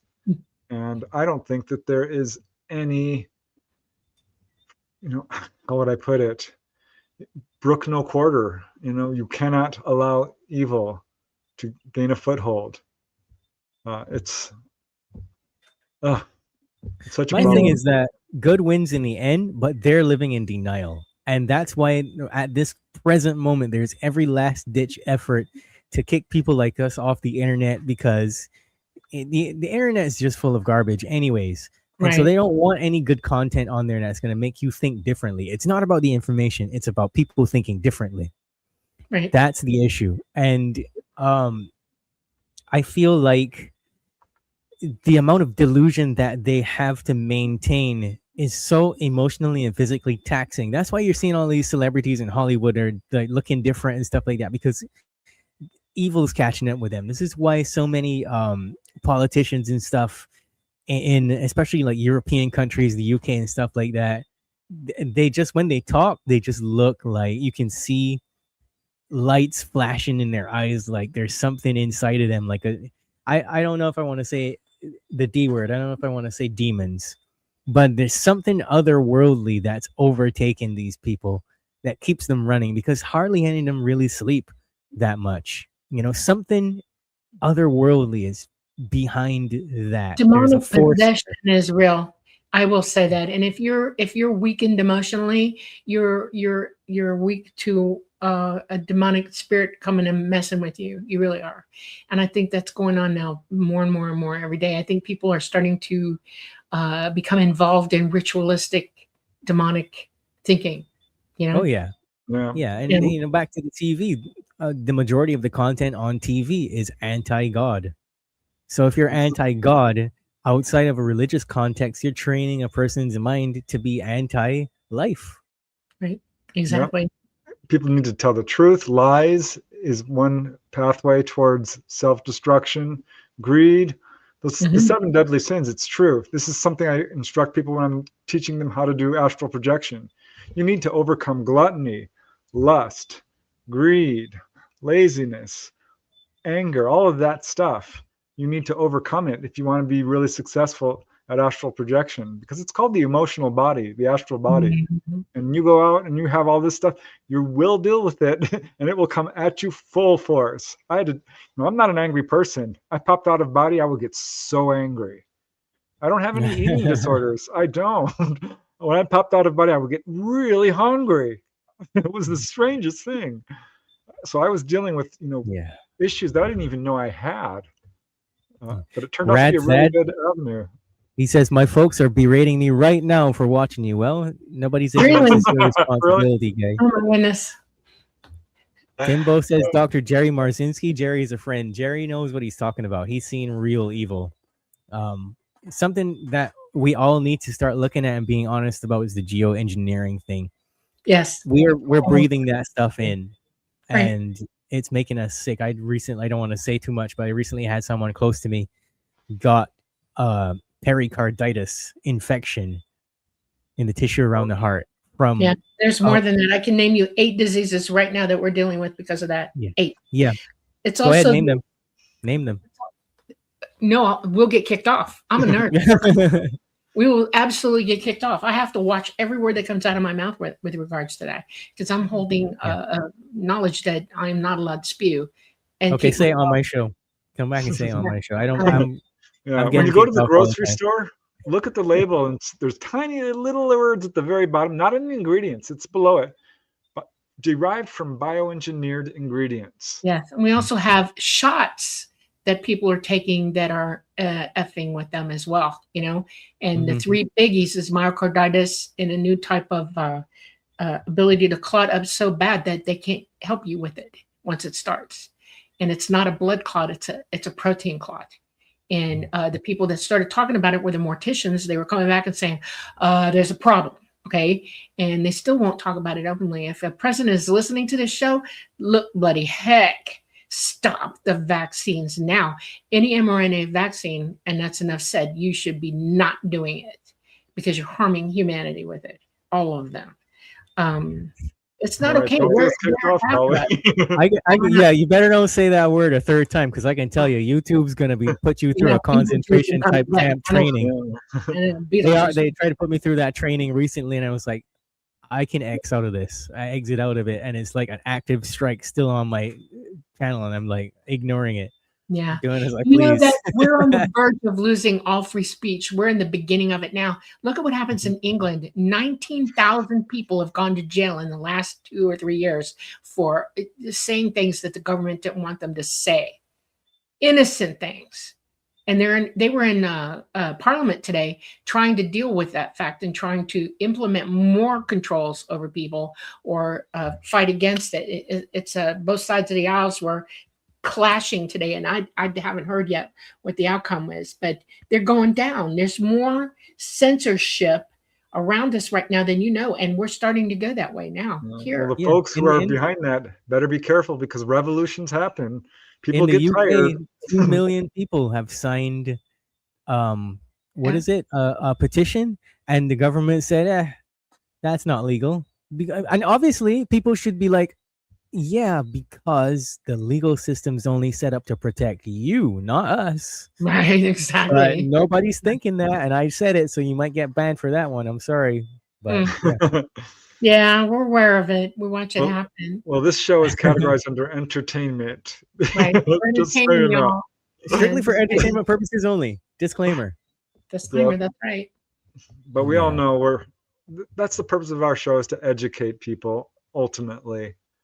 Everyone has to make their own decisions. We don't have time to beat around the bush anymore. We have to be as explicit as we can afford to be. We don't have time. It doesn't make sense having children and grandchildren if you're not going to do anything about this. You just pigs to the slaughter. That's all. Right. And this is serious business. Right. In my family, I am now the last. Well, my daughter is after me, but she's going to have no children, and other people in my family have decided that this is it. We draw the line right now. Not bringing anybody here this is it. We have to deal with it before any of that can occur again. We have bigger problems than you know. And I see people having babies all the time, and I just hold them in my heart and just hope for them. Well, we're all immortal beings, but the Aborigines, the oldest culture on Earth, decided we're done. Yeah, and they're almost gone too, because they've been persecuted so bad they're about to not exist anymore. I have absolute past life memories of being an Aborigine. So that makes me very sad, because I feel that they have no word for competition in their culture. They don't do that. No word for lies, nothing like that. They're very psychic and unified in their culture, and we've got a huge lesson to learn from indigenous cultures all over the world. Yeah. So 60 seconds or less, let me tell you a story. The past life thing that you asked me about earlier. So I came into this life, remember I said I had asthma, and so basically around the same time, 2014, a friend of mine was like, hey, you want to smoke some weed and do a past life regression? I'm like, yes and yes. So I did it. And I basically saw myself on a different planet. The sky was pink. I was dressed in some kind of a military type uniform. I remember I had a hood and everything. One of the abilities that I had during that time period was command over these beings. I'm not sure what kind of beings they were. Tall and lizard-like, not reptilians, people. Use your mind, not your programming. Not reptilian. And they attacked this village, but I used to go up and climb a little bit of a ways up into a tower and chit chat with the handmaiden. So I had a good friend up there that I would talk to every night, and I would watch the village. But I got so busy talking to her that night that the beings attacked, set everything on fire. So I had to get down from there, scurry, get people into this wooded area, get them away from there. I died in that life, not paying attention, looking back, calling her name, which was Catherine, but I called her Cat for short. Got swiped on the left side of my face, fell into quicksand, couldn't get out, had breathing issues, died, incarnated in this life with asthma, really bad asthma. My first word was cat. Wow. That's amazing. So, yeah. 2 weeks after I had that regression, I'm scrolling through Facebook, and Facebook goes, here's a person you may know. I look, I see her face, I message her, I say, I know you. She's like, I know you too. I don't know from where. We spent the entire night until like 3:30 in the morning talking, and she remembered that life. Oh my goodness. Wow. She was significantly younger than I was at the time. probably like 8 years younger. That's amazing. Yeah. So Very past cool. lives do affect anybody that doesn't believe it. That's a real life story. It does affect who you are in this lifetime, probably more than you know. 100%. Your likes, your dislikes, your fears, your talents, all Magically, so much asthma things. went away after that, by the way. Yeah. That I've heard that doing past life memory can heal you of all kinds of stuff. Amazing. All right. Well, we're at our last 3 minutes or so. So let me see. Let's just give you a chance to, I guess, promote your Whoa, you jumped me there, buddy. YouTube channel, your podcast. So yeah, tell us about the Boundless Authenticity podcast. Well, the Boundless Authenticity podcast is, like you said, it's basically, what if everything you've been told about healing and consciousness and reality is only half the story? I try to be as raw and unfiltered as possible. I try to get guests on there that are not really too deep into one narrative or another, but that's the challenge of it, because you realize you'll never have any episodes if you don't get certain people on there. But if you ever felt like there's something more to what's going on out there, or you're interested in these topics already, I'm your guy. I've had Dolly and Preston on there. I'm hoping that they will come back on several more times. We'll have more conversations like this. Absolutely. And you can find me on Podbean, boundlessauthenticity.podbean.com. It's also on Spotify, Pandora, Apple, Rumble, and YouTube. So you can reach out, subscribe. You can email me at selfsabotageinfo@proton.me. And you can also join the exclusive Facebook group, facebook.com/group/boundlessauthenticity. Very cool. That's awesome. Awesome. And thank you for having me. Thank you for being coming on. on. I'm so glad. Been looking forward to this for a whole week, and I'm so glad you came. You have to come back on our show as well. Okay, promise? Yeah, absolutely. We can talk for like 8 more hours at least. Yeah, easily, because there's a lot more to cover. I know. All right. Okay. Well, I guess it's time to say goodbye, folks. Truly huge thanks for joining us this Monday and every Monday. Thank you, Dolly. Thank you, Jehan. Thank you, Birdie. Yes. Thank you, everybody. Wailing in the background. Yeah. Thank you, everyone, for watching. You guys who donated, we truly appreciate it. Namaste, and Sunny Burnett and Dean Bra. You guys are all amazing. We love you so much. Sorry, there's just a few questions you guys asked in chat. We'll have Jehan back. We'll ask we'll have to do a Q&A episode. I think that's a very good idea. Yeah. Okay. All right. I guess it's time, Dolly. As much as I hate to say it. Thank you all for coming to the Lightgate tonight with us. We love you very much, and we thank you very much. We want you all to have a very good, fruitful, and happy week till we see you again. We're coming to you live from the beautiful city of New Orleans in Louisiana at the United Public Radio Network at 107.7 FM and the UFO Paranormal Radio Network at 105.3 FM. We're on Facebook, we're on Roku, we're on Rumble, and we are on YouTube. Everybody, go be and joy. We love you. Night night.